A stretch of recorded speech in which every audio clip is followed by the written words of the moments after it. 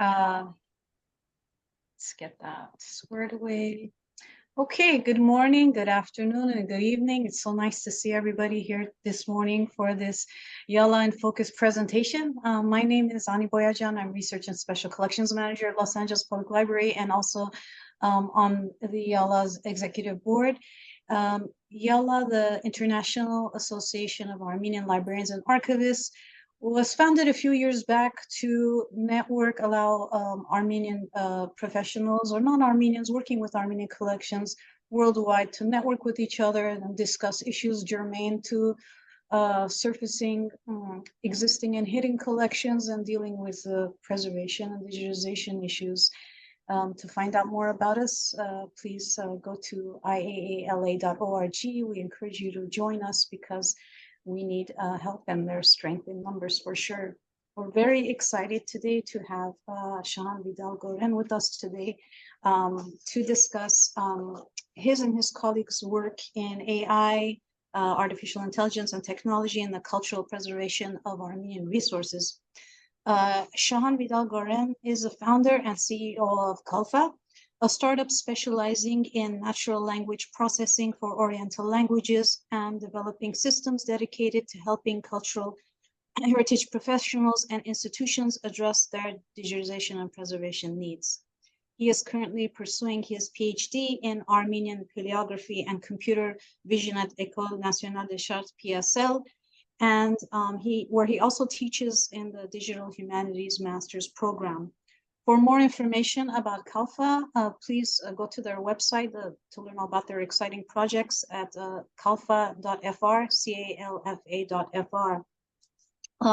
We hope that Chahan will also say a few words about the most exciting project with the Samalian Library. That's near and dear to many of our hearts. And please note that all of these IAALA in Focus series are recorded and available on our website. And also, without further ado, I welcome Chahan to give his presentation. Thank you for joining us.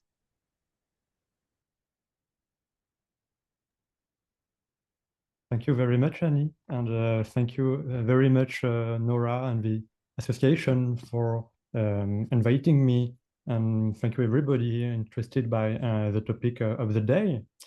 I'm very pleased to be present today. I'm very pleased to introduce you our projects and works. My presentation will basically take the form of a general feedback of our last projects to highlight how we use artificial intelligence with Armenian heritage and to see what is already possible and how to implement it in new digital libraries and what could be done in the future, basically. And of course, I will say some words about the Samalian library. So I will be very interested by your feedback to discuss about these opportunities for Armenian heritage and how you imagine the future in this field. So enhancing collections, what are we talking about? So this diagram summarizes what it's all about.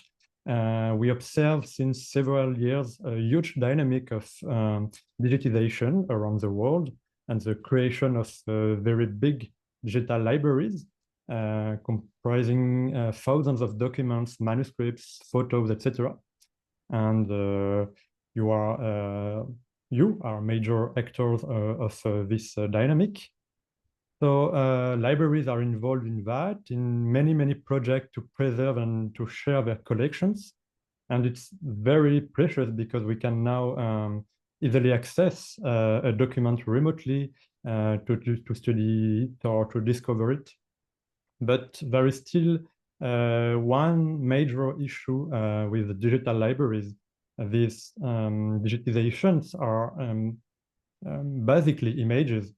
So even if the document in itself is preserved and more accessible, you still can't access the information inside it.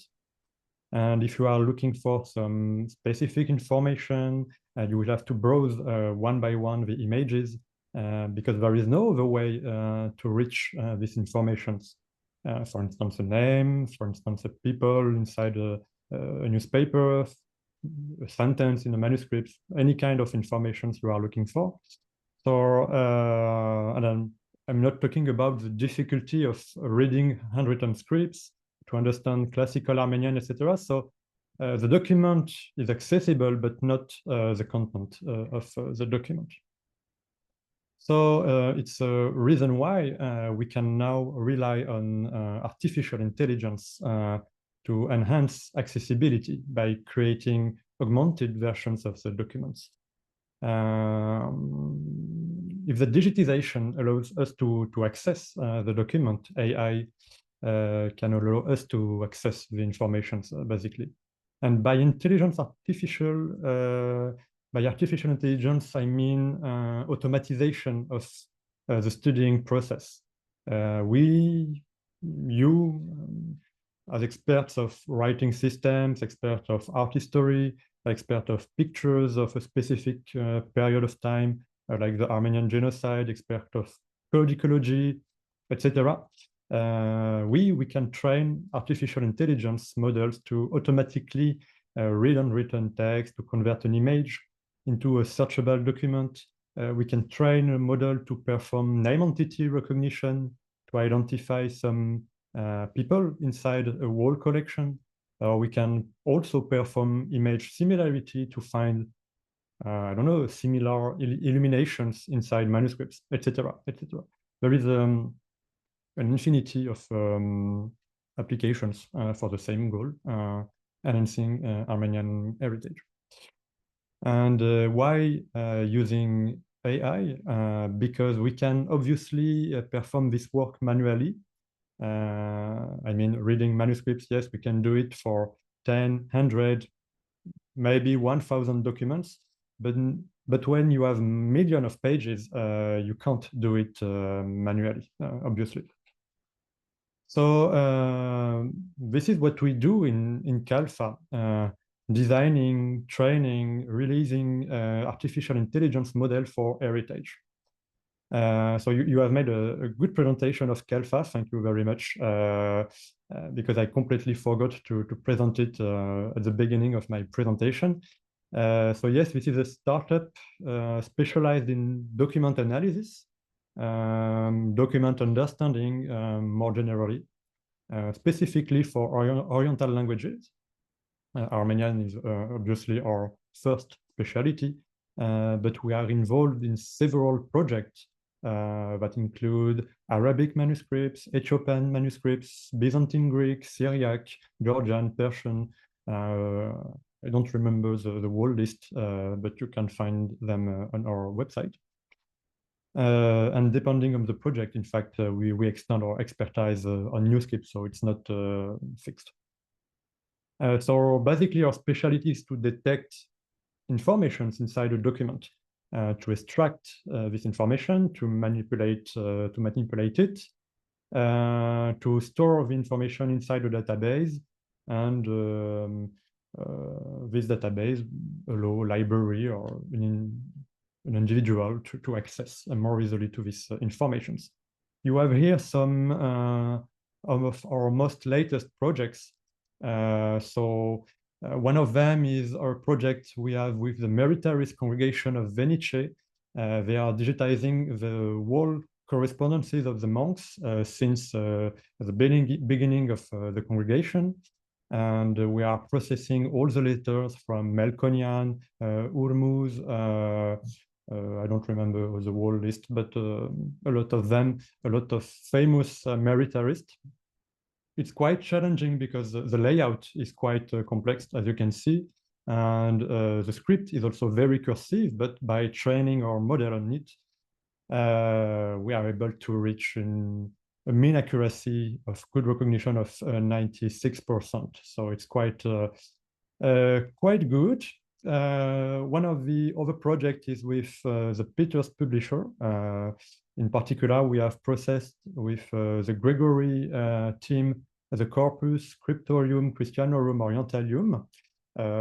It is printed documents in Armenian, Arabic, Georgian, Syriac,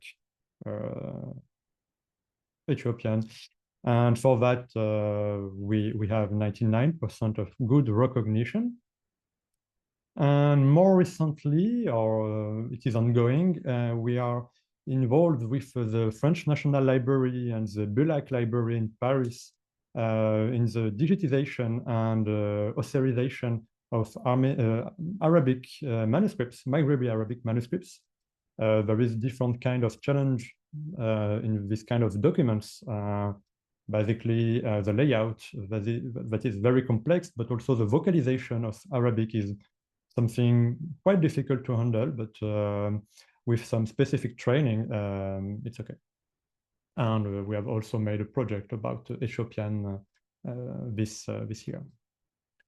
So I think you are already aware about text recognition, but just to fix ideas, for printed documents, so OCR, it's quite solved.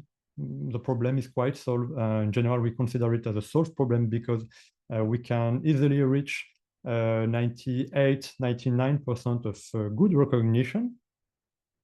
And thanks to AI, we have observed a very huge improvements of this kind of technologies with the last years. For Latin script in particular, because for non-Latin scripts, sometimes it's still quite difficult to reach a good accuracy. In particular, if you are dealing with non-usual fonts or very complex layouts. Voilà. So just some examples on Armenian. Three famous softwares, AB and Tesseract, you know them very well. They consist in very generic recognition model for Armenian language in particular. And you see that for this simple document, there is no difficulty. AB and Tesseract are able of very good accuracy. 2% of mistakes or 6% of mistakes, it's quite readable.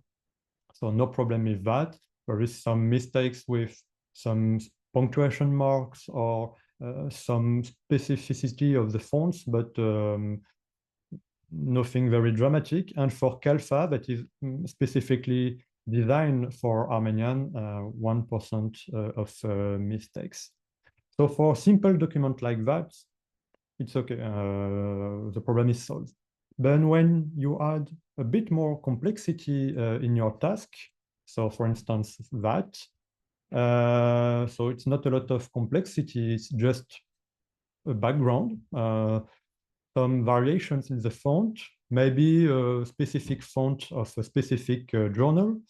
When you add that, you can see that it is not accurate anymore for the generic models. So we have between 15 and 30% of mistakes. So it's not readable and not useful for doing anything with the text. And only a specialized technology like Calfa is able to handle this complexity because it's specifically trained on this kind of data, this kind of noise, this kind of script, etc. And I think it is one of the most important things to have in mind for the rest of my presentation.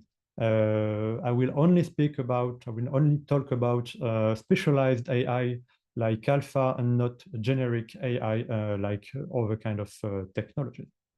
So this kind of difficulty is quite difficult to handle for the machine, and we have the same kind of things for handwritten documents. But handwritten text recognition, so HTR, so basically OCR for handwriting. It is a specialty of Calfa. It's quite common now in digital humanities projects, especially for Latin scripts, because they are able to provide a huge amount of data to train their model. And it begins to work quite well for other kind of scripts, in particular Armenian. I will show you some results in a few moments. And basically, the system is a three-step process for one given image. You have to identify where is the content you want to extract. So you have in my slide, in green the main text, in red the marginalia, in blue some tables. So first step is to just detect where is the content I'm interested in. Second step is just to extract lines from the interesting regions. And once I have detected my lines, I extract, I recognize the text. So it's a three-step process. And thanks to AI, we are able to specialize our model for each step. So I'm talking about specialization and models. So it's because we are dealing with artificial intelligence, and how does it work? So basically, it's always the same thing with artificial intelligence, any kind of artificial intelligence. So if you want to detect a table, it will be the same process.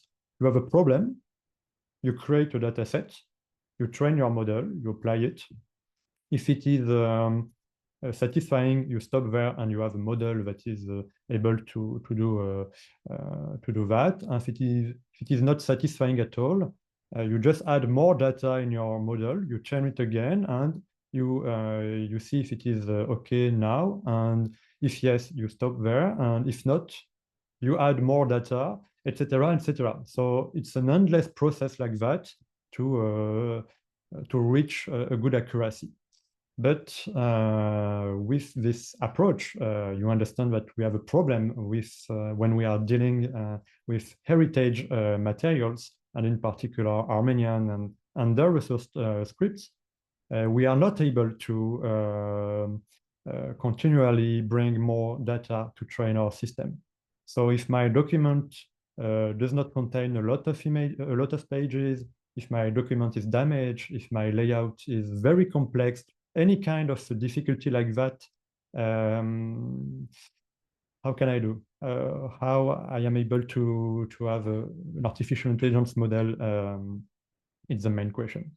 So it's the reason why we are only doing specialized things, customized model on a specific task in order to reach the maximum of accuracy we can get for a given task, and not a generic approach that is able to handle any kind of problems.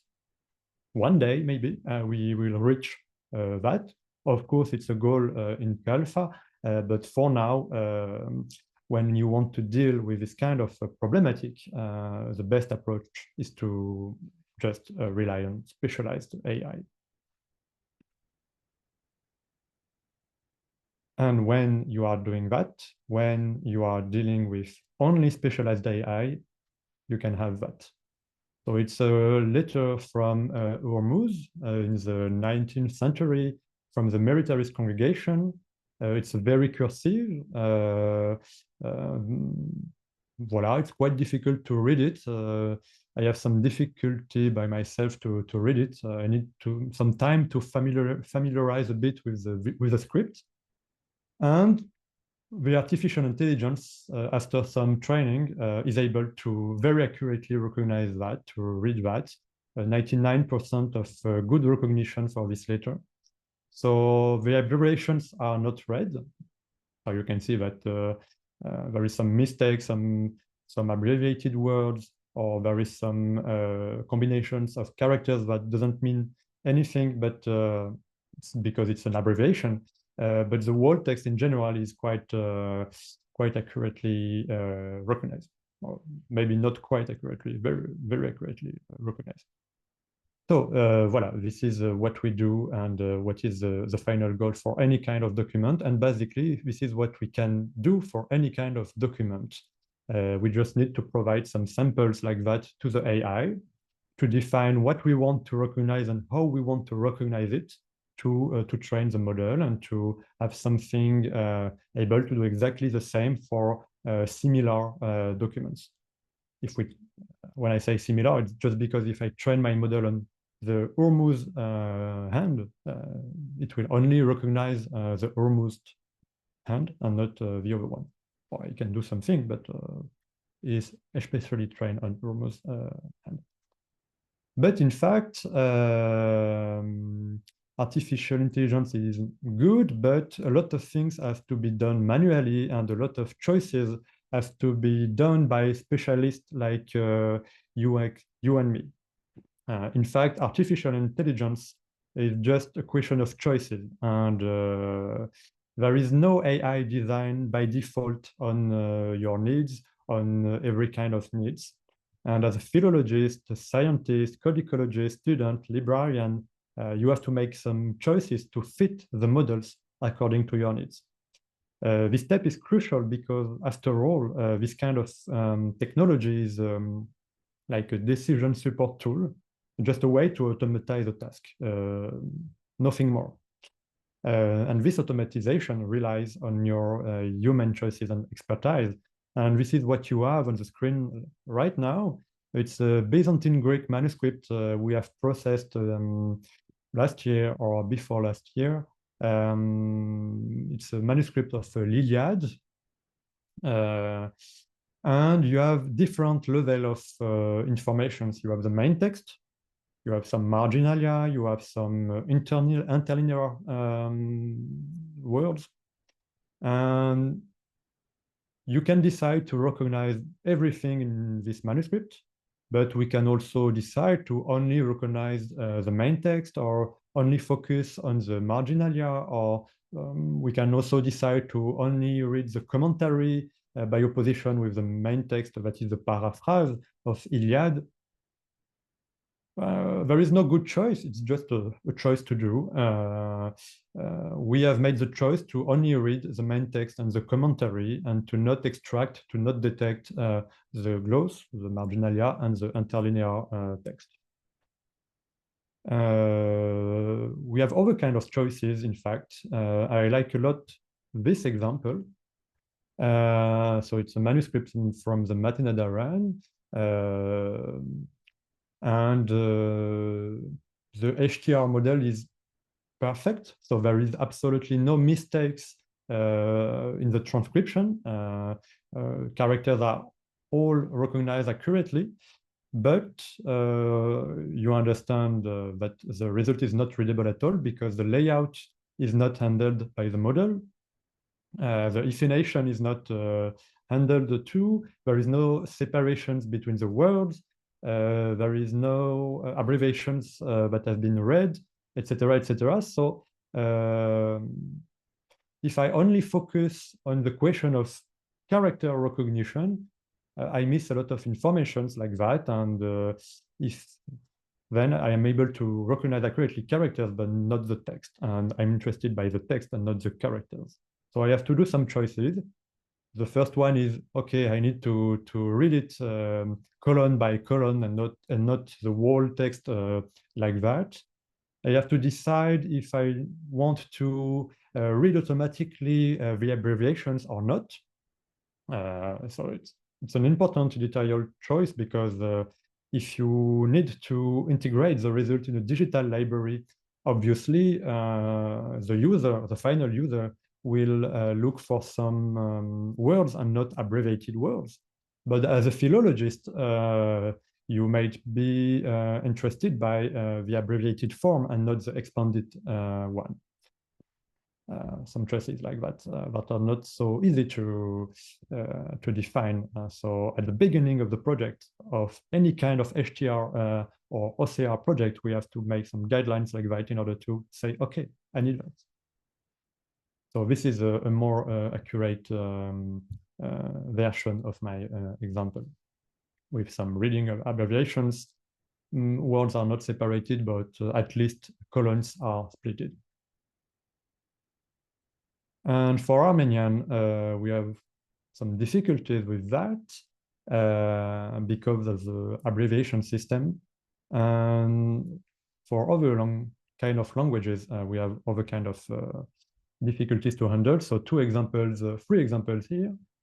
We have 3 words in Armenian. They are abbreviated. And you know that in Armenian manuscripts, there is only 2 ways to indicate that the word is abbreviated, with a badiv, an horizontal stroke above the letters, and some 2 vertical strokes like we have for the word in the right. And you have to know the word to know how to expand it, how to read it.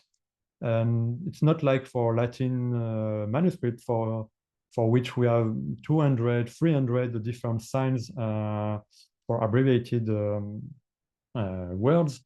We only have this 2-1, and if you don't know the word, and it is exactly the same thing for AI, if you don't know the word, you will not be able to read accurately the word. And we have some surprise sometimes with some abbreviations that have been read not accurately at all. It is quite sometimes convincing, but it is absolutely not the good word. I will show you some examples later. And for Arabic, for instance, here, some interesting thing. For one given transcription, you can have a different way to write it. So should I mix everything inside the same transcription? It's a choice. According to the context, maybe it will succeed to overcome this difficulty. Or the opposite way, for one given image, for one given representation of my word inside my manuscript, I can have different transcriptions according to the context. So it's also a choice to do at the beginning of my project. And this is what we do every day in Calfa, doing some choices like that in order to have the more suitable results for a given use case. So just some examples of how we use AI in digital libraries and how we use AI in different projects. So just to show you some use cases. So this is a manuscript from the French National Library. It is a microfilm, and this microfilm is very damaged. So it's quite difficult to read it, even for a human. So we focused on character recognition. We didn't try to recognize abbreviated words. So you can see here, for instance, I don't know if you see my mouse, but in the line number 4, in the middle, you have something like a tilde. So it means ashrar in manuscripts. And so we have decided to transcribe it with the same tilde because it was too much difficult to manage this kind of reading and the noise we have in the image, basically. So, but at the end, we have something like 95.1% of good recognition in that. So microfilms, problem solved. Here, another letter from the Meritarist congregation, the Melkonian letter. So one of the most difficult script hand in the corpus of the Meritarist. So because it's very cursive and it's also a bit noisy because there is a transparency of the letters and the text in the back, something like that to handle, and the watermark also to handle. And for this one, we read directly the abbreviations in order to have something already searchable at the end. And because also Father Vahan, that is in charge of the project, is interested in the expanded forms of the words. But sometimes it adds some completely random letters to try to read an abbreviations, and sometimes instead of vorbes, because there is a vo and b, the HTR reads boros. We don't know why, but sometimes that happens. But also this kind of data, problem solved. So this is two examples of HTR and two very common application of HTR. When I mean character recognition, it's exactly what you have in mind. And the good news, it it works for Armenian if we are able to train a specialized model instead of a generic one. But for this project, I don't remember exactly how many pages we have processed, something like now 10,000 or 15,000 letters. So you understand why we have used this approach instead of doing it manually. But there is other kind of applications of AI integrating HTR. Always for the Meritary, still for the Meritarist library, we are doing the index, the catalog of the correspondences automatically. So we detect some meaningful regions inside the letters where it is copied, the date of copy, the place of copy, who is the author of the letter, who is the destinataire, the man who received the letter, this kind of information in order to fill automatically the database. And to have something like an index in which we can easily navigate. So this kind of applications is very common in our project now. And we are doing the same approach for the conversion of bibliographic records from the Nubar library. So my example is in English, no, French, not Armenian, but it's because we have a lot of books that are not in Armenian in the Nubar library. So we are just detecting some specific area, meaningful text regions inside the image in order to automatically categorize the information. So index number in red, catalog number in green, the author name in blue, and the content in general, the other kind of informations in yellow. So it's the OCR step.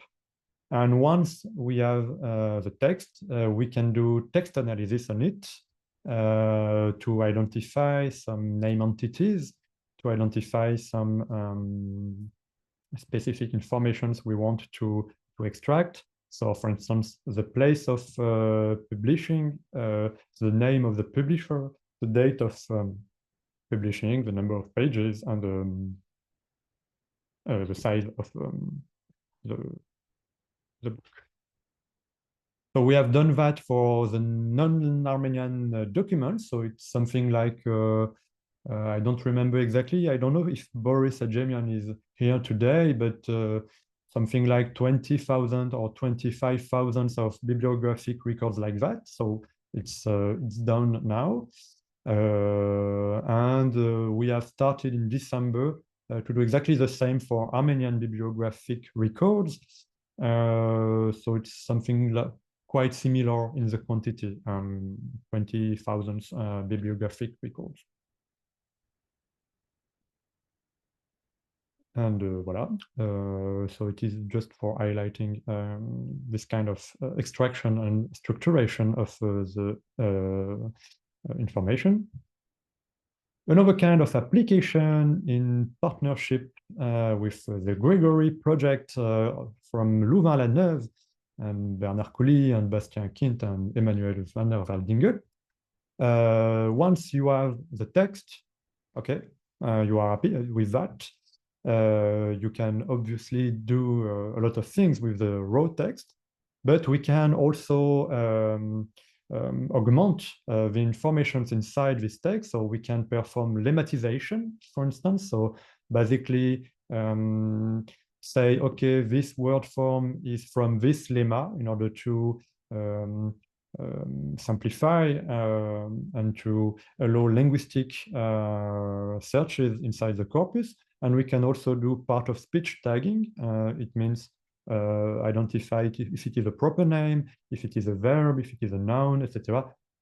Just to looking for some, okay, I want a verb with a noun just after and a preposition just before in all my data set, and it will work like that. So my example is in Arabic, because with them, we are dealing a lot of Oriental languages, but it works also for Armenian, more specifically classical Armenian. But some projects are now focused on Western Armenian, in particular the Dali project in INALCO in Paris, and for Eastern Armenian in Armenia with some teams.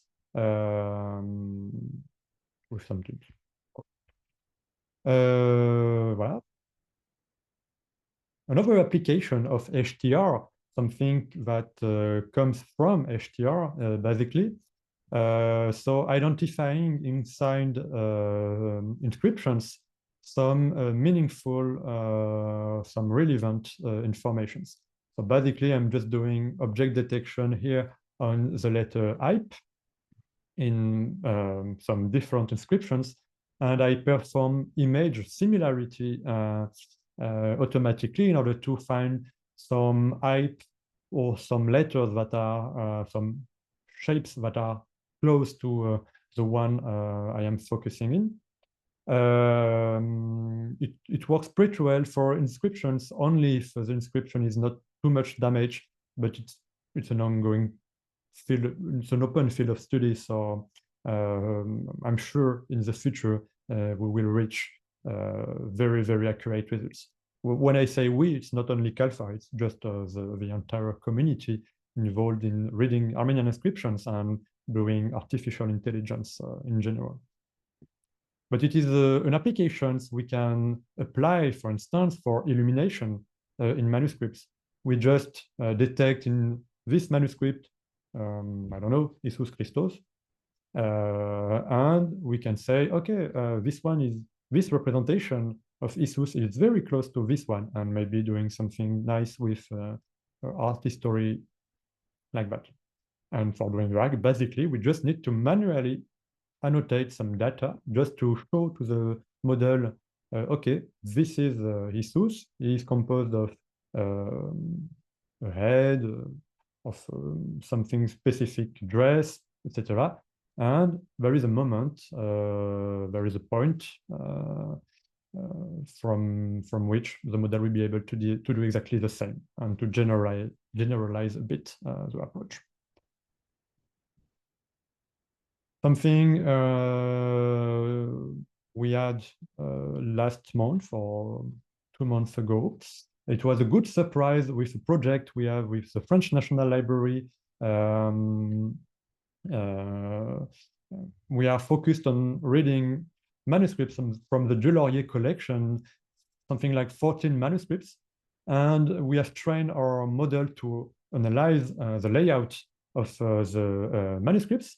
And we have also included in our models the ability of detecting stamps. And at the end, we have processed 3,000 pages. And we have now a data set of stamps like that.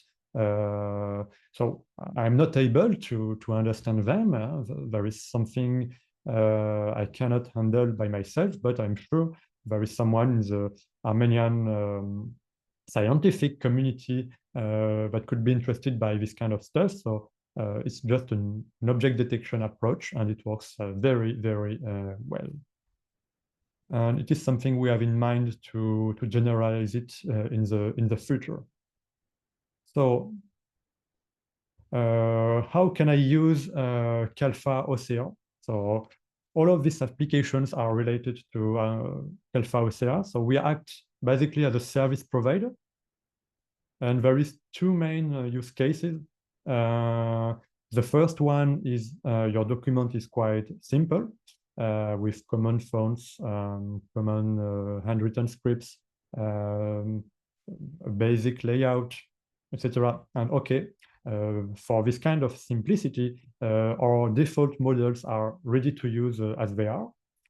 And if your document is more complex, or for instance, with an absolutely dramatic layout or very new handwritten script, something like that, we will need to fit our models to define some guidelines to overcome the task, to customize the model on the specific task, This can be in collaboration with you, or everything can be also achieved by Calfa directly. And also, we are involved in several philanthropic projects and heritage projects in collaboration with some institutions to bring this kind of technologies to new use cases, to new user, etc. So just to summarize everything I have said today, so the OCR pipeline, HTR pipeline in itself is a solved problem for Armenian now. It's very easy to reach more than 95% of good recognition with specialized models. But we still have to keep in mind that it is a game between the human and the machine, because AI can't do anything without some editorial choices we have to do. And in fact, researchers, you, me, we, librarians, are at the heart of the process of training and defining new AI models. So basically, libraries have a key role to play in the future to define what do they want for the user, how they want to promote, how they want to enhance accessibility to their collections. And at the end, once we will have processed a huge amount of data, it will pave the way to data mining, for instance. And yeah, obviously, I can't end my speech without saying some words about the Samuelian library, Samuelian bookstore in English. It's a new project we started this month. And basically, it's a project in collaboration with the Kalous Gulbenkian Foundation and the Fundamental Scientific Library of the National Academy of Sciences of the Republic of Armenia, FSL of Nastra. Basically, we are focused on newspapers. They have a huge amount of newspapers, in particular newspapers from the diaspora, newspapers from France, from Greece, Romania, Egypt, India, Georgia, Lebanon. You have the idea. And a lot of these newspapers are in a very poor state of conservation. So we will act as in a two-step project. The first step will be to digitize everything in order to preserve the copy, even if some of them are already available in some digital libraries. And then we will authorize these documents in order to create some searchable documents. These documents will be added inside existing digital libraries, such as the Pan-Armenian Digital Library or the TERT Digital Library of the National Library of Armenia. So we will train specifically our AI model to handle this damage, this kind of layout, this kind of fonts. And we will also perform other kind of computational methods, such as identifying stamps inside the collections, identifying some advertisement like that in purple on the right, in order to create some meaningful, relevant data set for the community. And voilà. And we will digitize everything that is relevant for us and for the community. So currently there is no end in this process, but it is a 12-month project, and we are very happy to start it. And I hope it will lead to something more and stronger in the future.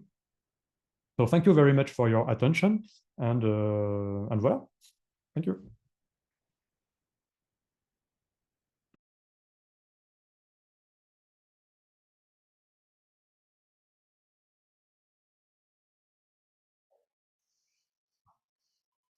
Thank you, Chahan. Ani. Go ahead. Go ahead, Lemon. I wanted to thank you very much for someone who has been dealing with text for some 55 years. It AI and OCR can seem a bit overwhelming, but your presentation was informative, clear, accessible, and very welcome. So I thank you. I just have one question before I open the floor to questions. And I think, Anijan, I think we usually try to limit these events to about an hour, but I think a 15-minute Q&A is not beyond the scope. What do you think, Ani? You're muted. Yeah. Oh, that's fine. Yeah. Okay. Yeah. So I have just one question, and as someone who is a little apprehensive about even 95% accuracy, when you do mount the OCR text, your conversion, and by the way, I'm extremely happy to see you and everyone use AI as a tool and not the subject itself. I congratulate you on this. But will you be mounting also the digitized version, the graphic version, along with the textual version? Thank you very much for your feedback and your comments. So yes, indeed, as a philologist and as a user, we still need the original image to work with the document. I agree with that. It's the reason why most of the digital libraries now include a viewer that is able to handle both the image and the transcription. We have also in Calfa a tool to have side by side the text and the image to see where is exactly the information I'm reading. For the meritorious congregations in particular, we plan to, at the end of the project, to release most of the letters, and we will have side by side the informations in order to still have a link with the original document, because obviously it's very important. In general, 95% is very good to read a document, but we still have some mistakes to overcome. So it's very useful for looking for some keywords inside the document, but not enough for an edition, for instance, obviously. But we have never said that AI replace the editor work, but it will allow you to spare a lot of time, yes, obviously, yeah. Well, I know a lot of philologists who cannot reach 95%, so that's, you should be congratulated. Now, questions, does open questions, can we minimize the shared screen so we can see the people? Sorry. Yeah, okay. Do we have any questions? I realize that this was quite a rich presentation, but we are both scholars and librarians, and I'm sure there are some. Well, what about, for those of us who knew the Samuelians, I cannot think of them without wondering whether they'd be smiling that their wonderful little store is going to be used for such kind of dissemination of materials. I just wish they were there to see it. Ani, Nora, Seda, anyone? I think you have overwhelmed us. Dikran has his hand up. Dikran. Oh, I don't see it. Tigran? Yes, I'm here. Oh, there you Chahan, are. I can't see you on the screen. Thank you. Thank you, Chahan. Thank you for a great presentation. You are doing a tremendous important work for preserving Armenian written and handwritten heritage. My question, in a lot of newspapers or books, we can find different language scripts. What about your system? Can it recognize the scripts altogether? Paresh, Tigran, I'm very happy to see you. Thank you for your question. Yes, so basically we have different models for each script. So one model for Arabic, one model for Cyrillic, one model for Armenian, etc. And we first have an AI that is able to detect which language we have at a specific part of a document, and it chooses the relevant model for that. So in most of the latest projects, the final user was only interested by one script. So we didn't perform the recognition of the other kind of scripts.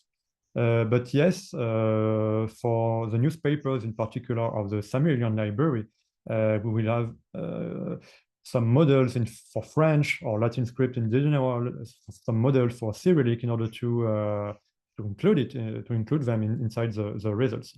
By default, we only deal with monolingual, monoscriptal models because, according to me, it's the best way to reach the maximum of accuracy for one given model, but we can deal with different models at the same time for specific scripts. Other questions? Chahan, thank you so much. This was a treat for me. It was fantastic presentation. My question is, when you're digitizing, for instance, any manuscript or newspapers, if you have a damaged page or missing page, would it be able, I mean, I don't know how it works. I know you're concentrating on script, but if you are missing a page, can you somehow find that page in some other libraries if they have a digitized version and incorporate it in your copy and in a sense make it complete, or that is something out of your perimeter of work? Well, thank you. Quite difficult question. I would need to think about it a bit more, but just two use cases. For instance, for the Samarian library, there is some issues in the digital libraries already available that are missing. So we know that they are missing, so we specifically digitize them in priority. But I understand that in your point, it automatically find a page that is the one that is missing inside my document. So not so easy to do. We could do some text analysis to have some statistical informations about the text we are dealing with, in order to have something like a similarity score between two documents, in order to say, okay, this one is with a certain amount of confidence, this one is from my manuscript, from my text. But it would require as a first step to authorize a huge amount of manuscripts and to make them available, at least the text, to make them available online in order to automatize the process of score calculation and similarity calculation. So at this step, at this moment, it's not something we do because we basically do not have this kind of data, but one day, once data will be enough in the worldwide internet, it will be possible. Something we could do at this moment is to calculate the similarity of a sentence of a specific part of a text with another one. But we have to do it by choosing manually the text and say, okay, calculate the similarity of these two texts. So that works pretty well currently in the digital humanities fields. I have seen a lot of things about that for French documents, ancient French documents, Latin documents too. Not so much for Armenian, but I have some students that are doing that for Armenian, and it's quite convincing. but not available for an industrial approach. Chahan, I have been reading or attempting to read some inscriptions that are badly damaged. Mm. Is it at all possible, and this is theoretical, and you can say you haven't thought of this, is it at all possible for AI to look at an inscriptional stone, perhaps by measuring the space of each letter, and then to suggest what could fit in the gaps in an inscription? Yeah. Completely. I have seen an incredible project from the University of Venice in collaboration with Google. The project is named ITACA, to spell it in English, ITHACA, ITACA. It is focused on Greek inscriptions, and the inscriptions are completely destroyed. There is only some words that are randomly displayed, and the model is able to at least propose some readings. Some of them are not relevant, but if my memory is correct, in 66% of cases, it was very convincing, and philologists agree with the suggestions. So yes, we could do the same for Armenian. It's something I would love to do. There is just one major issue. They have trained their model with something like 100,000 inscriptions. I'm not sure we have such a data set right now. No. But maybe once we will have enough process documents in general, with a huge amount of proper names inside the models, we will be able to propose some readings. It's already the case for manuscripts, damaged manuscripts like microfilms. There is a language model inside the HTR model that is able to say, okay, in this context, it can be only this word. But for inscriptions, it's a next step. But I would love to do something like that. So I'm open to collaborate on that. I think we have time for one more question, if there is anyone. I have a question. Oh, sorry. Go ahead. Melanie? Oh, Or was it? yeah. Yes. May I? Okay. Yes, of course. Chahan, thank you for your presentation. So I also love very much the Saint-Mélian bookstore, and I'm interested in the destiny of the books and journals. And what's about the digitized items? Where will they be hosted, and what is with the hard copies? Where they will be hosted? So in the library, they will remain in the library, or another place for them? I'm not able to answer completely to this question, because we still do not know what will be the future precisely of the library, of the bookstore. But to be honest, there is some newspapers that will be completely destroyed by the digitization process, because they are in a very very poor state of conservation. So they will not survive to the digitization, unfortunately. It's something like 20% of them. So it's quite big, but there is a lot of water, there is some fire, etc. So it's not, we are not magicians. So for the other documents, yes, I hope there will be released in any way to the community, but it is something that has not been discussed yet. But we will let you know as soon as possible, and each month we will publish some blog posts, etc., about the life of the project. So yes, as soon as we have an idea and some good answer for that, we will share with you. And also, if the community of librarians have some ideas, wants to help us to do something, we will be very happy to discuss and to build something together. It's a 12-month project, so we still have some time, but I see one more hand, and this will be the last question. Ms. Mankarian? Yes, hi. Sorry. I was trying to on an iPad. My question follows Melia's question, actually. Thanks, Melia, for starting that. What is the format of these captures? So how are you preserving it digitally? If you have said it, I apologize.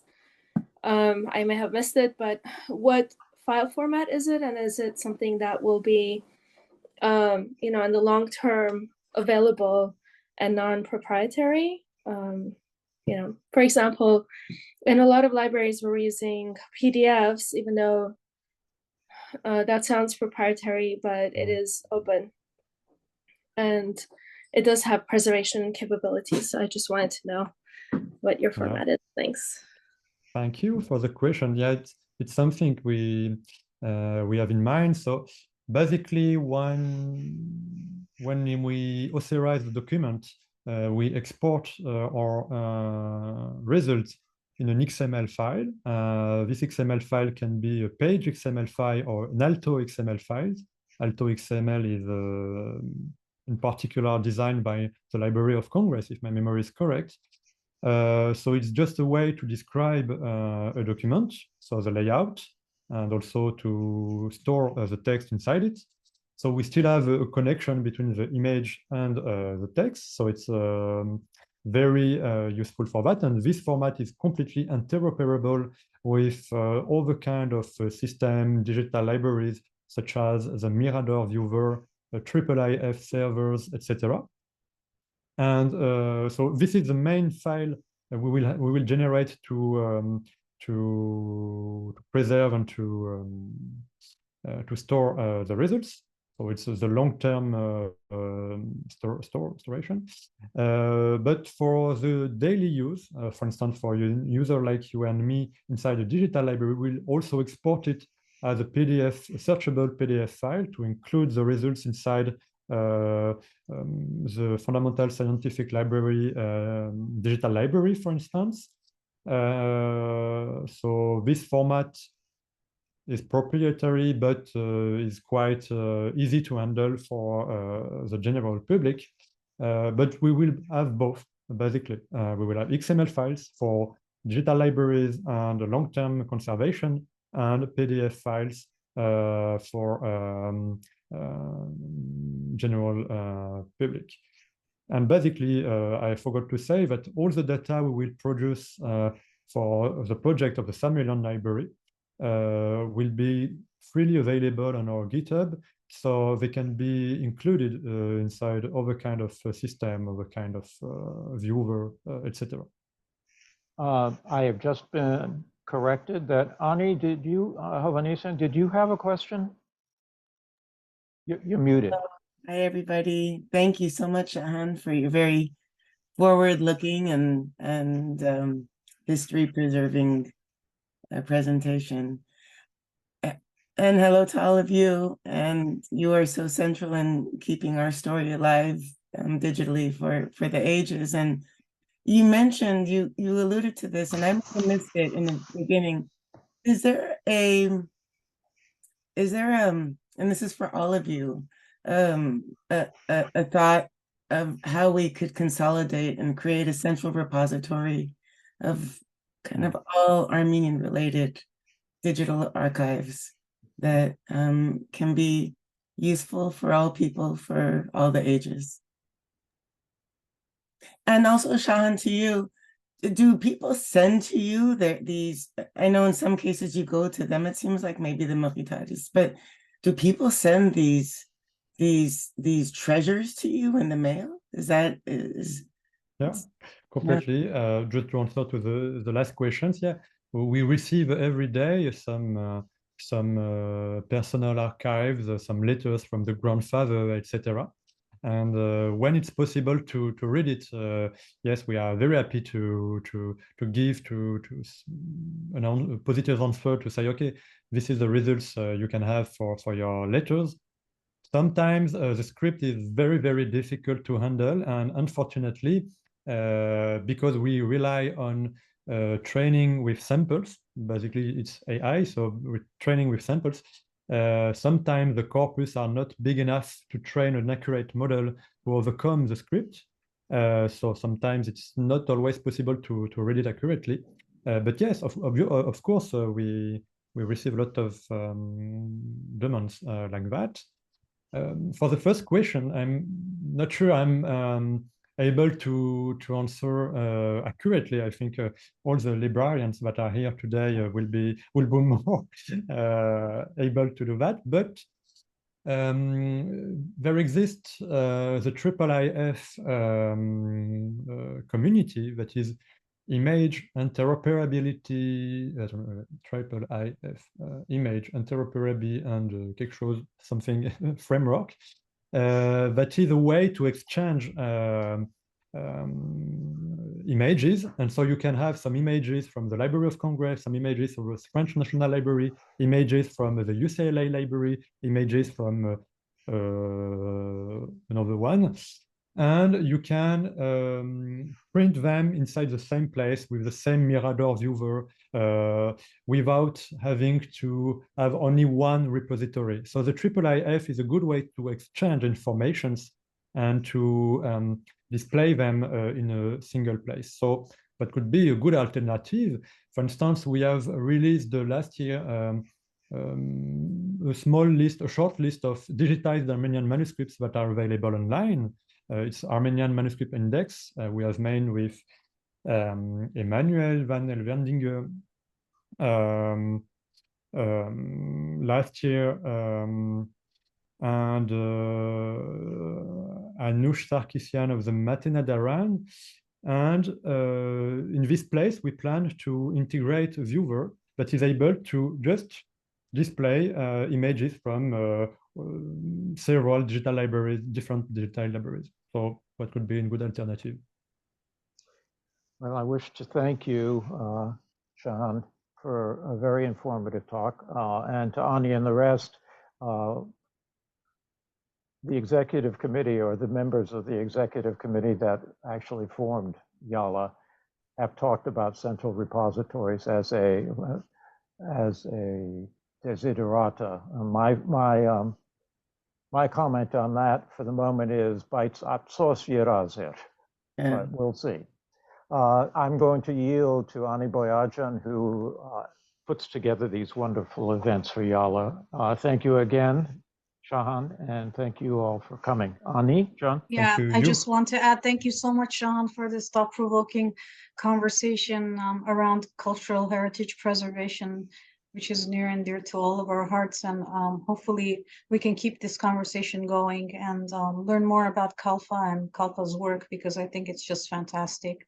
So thank you everyone for joining us this morning, this evening, or this afternoon, wherever you happen to be. And we hope you'll join us again for our next IAALA in Focus series. And remember, this has been recorded and you can view it on our website, IAALA.org. Thank you so much, everyone. Thank you very much. Thanks. Bye. Thank Thank you. Bye. Bye. Thank you.